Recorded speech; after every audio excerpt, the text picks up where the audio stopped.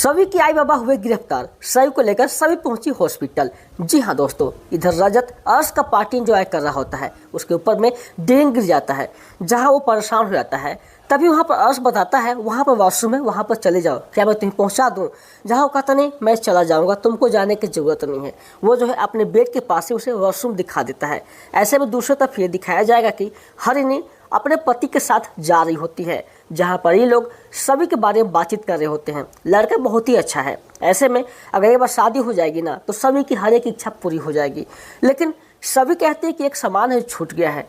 जहां उसका हस्बैंड बोलता है चिंता मत करो, हम जो सभी को ना अलग से कुछ गिफ्ट करेंगे, और मेरी ताई अगर नहीं भी लाई ना आई तो फिर कोई बात नहीं है, हम जो है सब चीज़ पूरा कर देंगे। यहाँ पर हरिणी बहुत ज़्यादा खुश है अपने हस्बैंड के साथ में, और सोचती है हमने कभी सोचा नहीं था कि इतना हम कभी खुश रह पाएंगे। जहाँ पर वो ये भी कहती है कि हम चाहते हैं सभी की अच्छी तरह से बस शादी हो जाए। वो लड़का बहुत ही अच्छा है, उसको बहुत ज़्यादा केयर करेगा। इधर दूसरी तरफ में सभी बहुत ज़्यादा परेशान है, उसे सही की याद आ रही होती है, ऐसा लग रहा है उसकी तबीयत खराब हो। इधर घर में 3 बज रहे हैं सुबह के, और सभी लोग तैयार हो चुके हैं सभी के सगाई के लिए, जीवदानी माता मंदिर जाने के लिए। लेकिन वहाँ पर सभी कहती है आप लोग तैयार क्यों हैं, सभी को पता नहीं है।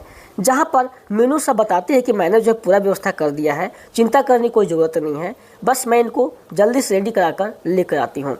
जहाँ पर जो है सब लोग कहते हैं ठीक है बारा, तू ना बस अच्छी तरह से रेडी हो जा और इसके बाद वहाँ पर पहुँच। दूसरी तरफ ये दिखाया जाएगा कि रजत जो है काफ़ी ज़्यादा ड्रिंक ले लेता है और जाकर आस्का के बेड पर गिर जाता है। जहाँ पर वो जैसे ही तौली को देखता है वो सारी यादें उसको ताज़ा हो जाती हैं, किस तरह से वो और आस्का दोनों प्यार करते थे। बट वो सारी सपने जो हैं उसके सामने ही टूट जाती हैं। ऐसे में वो बहुत ज़्यादा परेशान हो जाता है। वहाँ पर देखता है अर्श और आस्का का फोटो, तो और भी ज़्यादा परेशान होता है।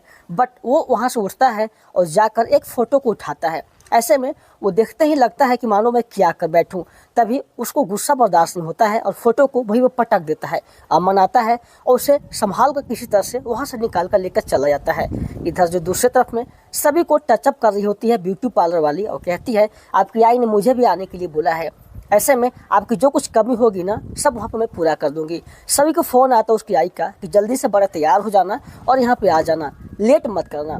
लेकिन सभी को सही की चिंता लगी है। आखिर उसको अचानक से इतना हमको चिंता क्यों जता रही है, आखिर क्या हुआ है उसके साथ में। जहाँ पर दूसरी तरफ में अमन रजत को घर तक छोड़ने के लिए आता है। रजत बोलता है मैं चला जाऊँगा, तू आपस से चले जा। लेकिन बोलता है कि तुम बहुत ज़्यादा धूर्त नशे में हो, कैसे जाओगे? वो बोलता है मैं चला जाऊँगा, तुम चिंता मत करो। इधर सभी भी अपने घर को लॉक कर रही होती है और वहाँ से निकलती है। फिर याद करती है कि पता नहीं सही कैसी है, एक बार मिल लेती हूँ, और वहाँ पर उसको गेट पास चली जाती है। लेकिन वहाँ पर रजत आ जाता है नशे के धूर्त में और कहता है तुम मेरे दरवाजे के पास क्या कर रही हो? क्या इतना रात को कोई किसी के दरवाजे पास आता है? जहाँ सभी के पास वो गलत व्यवहार करने लगता है। सभी को बहुत ज़्यादा टेंशन होने लगती है कि इसने नशा करके बैठा है। तुमको याद भी है कि तुम्हारी बेटी का तबीयत खराब है? वो कहता है छोड़ो ना, तुम क्यों यहाँ पे आई हो? जहाँ पर तुम्हें पैसे चाहिए ना, उसका अंगूठी देखना शुरू करता है और उसको फिर से आस्का की याद आती है और उसको याद करके सभी को परेशान करने लगता है। सभी बहुत ज़्यादा परेशान हो जाती है। वो कहती है कि तुम ऐसा क्यों कर रहे हो? रजत बोलता है कि हम जान रहे हैं तुम मेरी बेटी के चलते उसके तरफ से मेरे पास नज़दीक आना चाहती हो ना, यही सच्चाई है ना?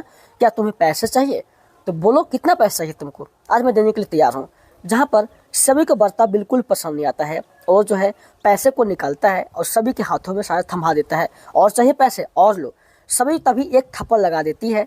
रजत गुस्से में देख रहा होता है और वहीं पर जो उसके पास जाकर गिर जाता है। तभी सभी उसका जो पैसे उसको जेब में रख देती है और किसी तरह से संभाल कर रजत को वहाँ से निकाल कर जाने की बात करती है। और जैसे ही गेट के पास पहुँचती है सोचती है इसे कहाँ मैं सुलाऊँ, तभी उसको सोफा पर जाकर लेटा देती है। उसके जो है कुछ फंस जाते हैं, तभी वो निकाल रही होती है और दोनों को थोड़ा सा प्यार देखने को मिलता है।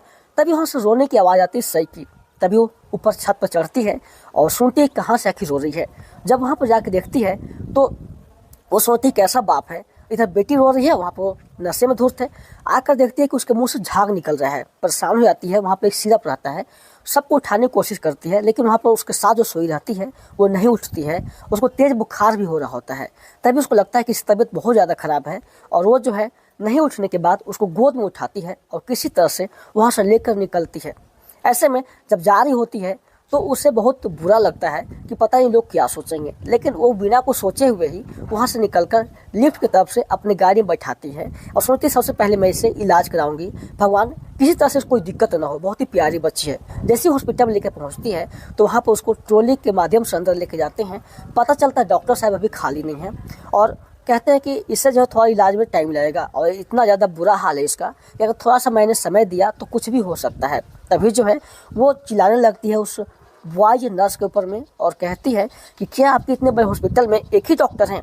तभी डॉक्टर जो है वहाँ पर फाइल चेक कर रहे होते हैं तो सभी के करीब आते हैं, कहते हैं क्या हुआ है। तभी बताती है कि आप लोग कैसे डॉक्टर हो, यहाँ पर मेरी बेटी परेशान है, आप लोग देख नहीं रहे हो। तभी वो जाता है और जाकर सभी के माध्यम से सही को देखता है, बट वो कहता है ये काफ़ी ज़्यादा सीरियस हो चुकी है, ऐसे में आप बताइए हुआ कैसे। तो बोलते हैं इन्होंने कफ का अडल्ट वाला सिरप पी रखा था। लेकिन वो बोलता है कि ऐसे कैसे आप लापरवाह माँ है जो ध्यान नहीं करते हो बच्चे को, चलो आप पहले कि जो है फॉर्म भर दो, इसके बाद मैं इसका आगे का इलाज करूँगा। तभी सभी जो है फ़ोन लगाती है रजत को। रजत इतना ज़्यादा नशे में रहता है वो फ़ोन को ध्यान नहीं देता है, तभी उसका फ़ोन नीचे गिर जाता है और फ़ोन बजता ही रहता है। सभी परेशान है आखिर क्या करूँ, लैंडलाइन पर फ़ोन करती है बट वहाँ भी कोई फ़ोन नहीं उठाता है। तभी किसी तरह से रजत की माँ फ़ोन उठाती है, तब तक सभी जो है फ़ोन को कट कर देती है। ऐसे में यही परेशान होते हैं कि इतने रात को कौन फ़ोन कर सकता है।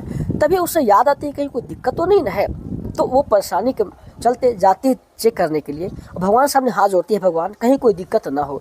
जब सभी परेशानी कोई फ़ोन क्यों नहीं उठा रहा है, मैं क्या करूं। और वो कहता है जल्दी से आप फॉर्म भर दो और यहाँ पर जमा कर दो, तभी आपकी बेटी की इलाज संभव हो सकती है। और आप माँ ऐसी हो जो अपनी बेटी का इतना लापरवाही किए कि इतना सीरियस हो गई। अरे आप लोग थोड़ा सा केयर नहीं कर सकते हैं, आप लोग को थोड़ा सा भी ध्यान नहीं है बेटी के ऊपर में। सभी को बहुत ज़्यादा टेंशन हो जाता है और वो डॉक्टर बोलता है जब तक ये फॉर्म भरेंगे नहीं हम इलाज आगे करेंगे नहीं, तो आप जो जल्दी से काम कर दीजिए तब जाकर आपकी बेटी का इलाज हो पाएगा। जहाँ सभी परेशान है कि आखिर मैं कैसे इस फॉर्म को फिल कर सकती हूँ। फिर जो है इधर भाग्य से सभी तरफ चेक करती है कहीं कोई दिक्कत तो नहीं है। तभी देखती है यहाँ जाकर सभी नहीं है, सही नहीं है। उसको पूरा बाथरूम किचन सब जगह चेक कर लेती है, कहीं भी वो दिखाई नहीं देती है। बहुत ज़्यादा परेशान है, ममता को उठाती है बट ममता बोलती है होगी यहीं कहीं, लेकिन बोलती कहीं नहीं है, मैं पूरा चेक कर ली, कहाँ जा सकती है वो इतनी रात को। तभी रजत को उठाती है बट रजत यहाँ पर नहीं उठ पाता है। पूरे परिवार वाले वहाँ पर आ जाते हैं, आखिर सभी कहीं चुरा कर तो नहीं ले गई ना, सही गई तो गई कहाँ। ऐसे में जो है सब लोग बहुत ज़्यादा चिंतित हैं और सही को लेकर सब जगह खोजबीन करते हैं। तो पता चलता है गार्ड बताता है कि सभी जो है उसको गाड़ी में बैठा कर लेके जा रही थी। जहाँ पर रजत को जब होश आता है तो पता चलता है कि अरे ऐसे कैसे हो सकता है। तभी वो सभी जो है फ़ोन लगाती है और फ़ोन बजता है तो वहाँ पर ममता उठा लेती है। ममता सारी बातें सुन लेती है और सोचती है कि अगर ये घर वालों को पता चला ना तो मेरी कोई खैर नहीं, क्योंकि मैंने लापरवाही बरता था। उसके कान से वो फ़ोन नीचे गिर जाता है और लेकिन सभी को लगता है कि शायद मैंने जो सच्चाई बता दिया है। लेकिन ममता कहती है कि मैं कोई भी हालत हो ये सच्चाई सबको नहीं बता सकती हूँ, नहीं तो मैं बुरी तरह फंस जाऊँगी। परिवार वाले पूरी तरह से घबरा चुके हैं। रजत के हाथ में सभी का अंगूठी लग जाता है, वो समझ जाता है कि सही मेरी बेबी को कहीं चुरा कर लेके चली गई है, क्योंकि वही मेरे साथ यहाँ तक छोड़ने आई थी। वो अब जो है शक करने लगा है। ऐसे में पूरे परिवार में शक पैदा हो जाता है कि उसने किडनैप करके जो है सही को यहाँ से लेकर गई है। अब हमें पुलिस थाने जाना पड़ेगा। ऐसे में रजत भी सोचता है कि सही बोल रही हैं आप, कुछ तो करना पड़ेगा। ऐसी बात है तो चलो जांच पड़ताल करते हैं, जहां पर आपको आने वाले एपिसोड में दिखाया जाएगा कि सब लोग थाने पहुंचते हैं और पुलिस वाले जाते हैं सीधे और सभी के आई बाबा को गिरफ्तार करने के लिए बोलते हैं कि आप लोग थाने में जाओगे, 4 घंटे बजेंगे, सबका बोल दोगे। उन लोग कहते हैं मेरी बेटी ऐसी कुछ कर ही नहीं सकती है। तभी उन लोग उसको ज़बरदस्ती वहाँ से उठाकर लेकर चले जाते हैं। सभी लोग परेशान है कि हो क्या रहा है। जहाँ पर पूरा एपिसोड स्टार उत्सव जियो हॉटस्टार पर देख सकते हैं।